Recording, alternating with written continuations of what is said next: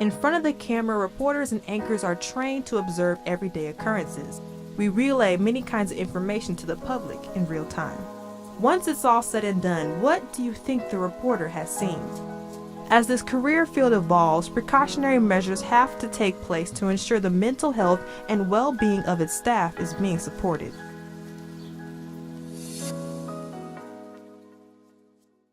The topic actually was something I'd looked at in grad school. Professor Mark Massey has taught at Ball State University since the late 90s. One of his co-workers led him to this topic. There was a faculty member who's no longer here, but he was doing research on newsroom burnout.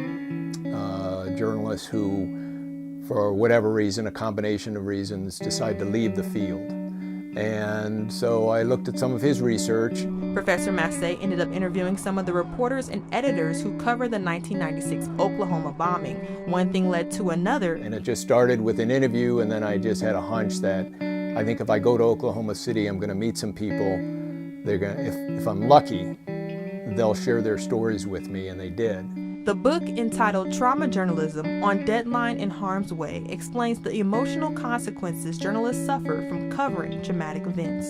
It's actually has been for more than a century, has been almost an understanding that if you're a journalist, keep yourself out of the story.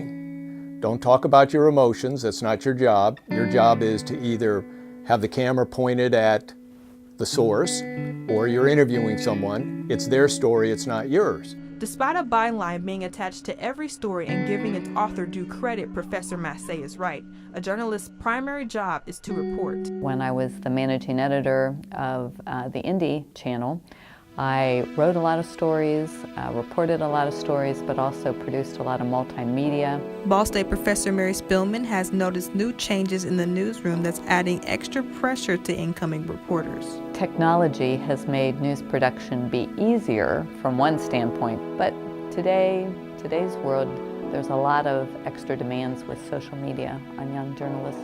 According to Pew Research Center, more than 2/3 of Americans receive their news from social media sites, forcing stations to reinvent the way they reach their audiences.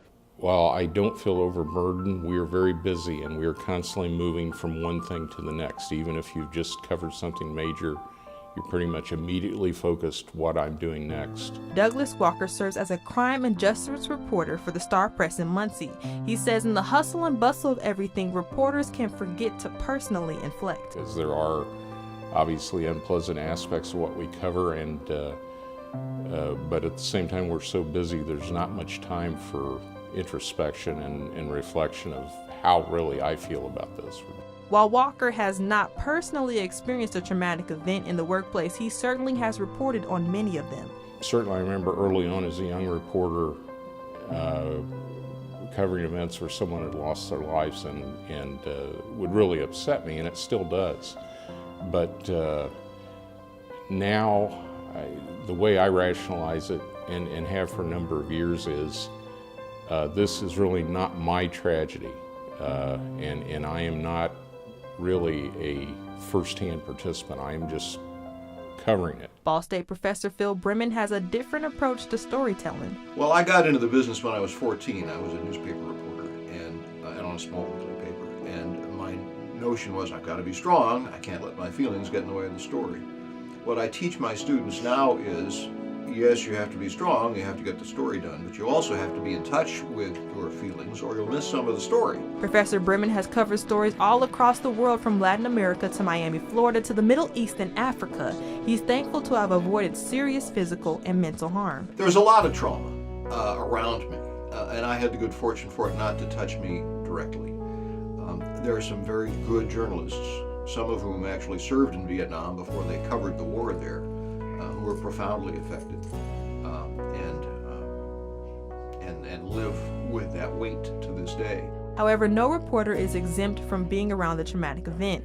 Research from the Dart Center suggests that between 80 to 100% of journalists have been exposed to a work-related traumatic event. Sometimes you are seeing the same types of things that an EMT or a doctor might see, but of course you're not involved in saving them. Trauma has been a fact of life, obviously, for ever in people's lives. But it's been studied and dealt with for first responders, whether they be military personnel, police, fire, EMTs. Journalists, surprisingly, were left out of the discussion. The conversation started less than 20 years ago when the Dart Center for Journalism and Trauma was established at the University of Washington Department of Communications. From there, the center provided guidance to journalists on how to cover violence and tragedy.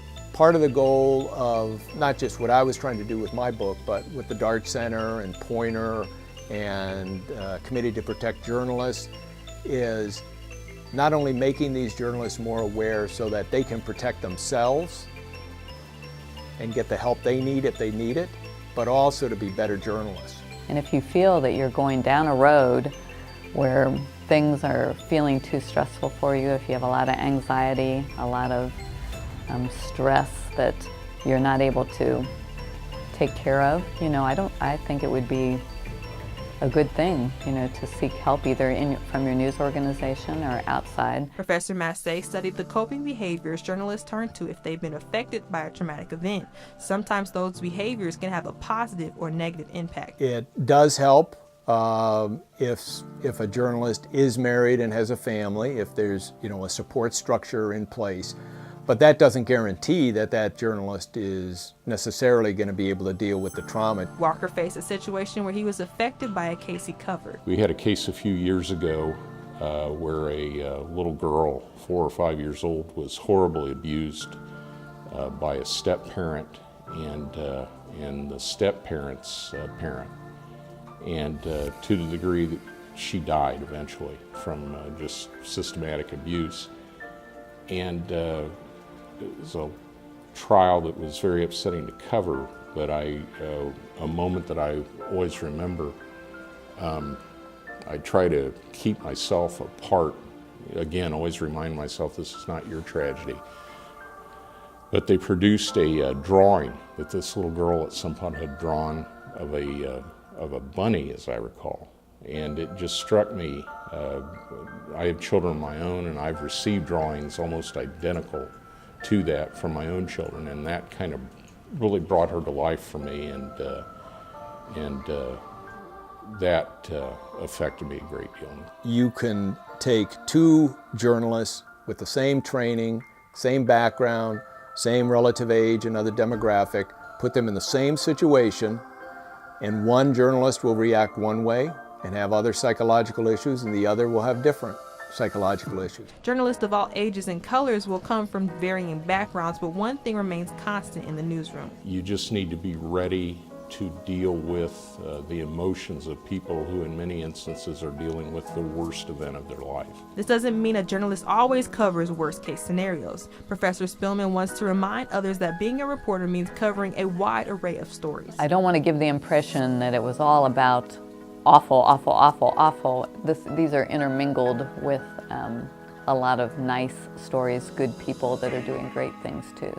Often working under the popular watchdog moniker, journalists have been awarded and criticized for the content they create, all while balancing daily work demands and tragic events. It's the beauty of the job. We get to go see things that other people don't get to see. Sometimes they have no desire to. And then tell them what's going on outside their own lives. And I think that's a privilege and a responsibility, and I'm happy with that.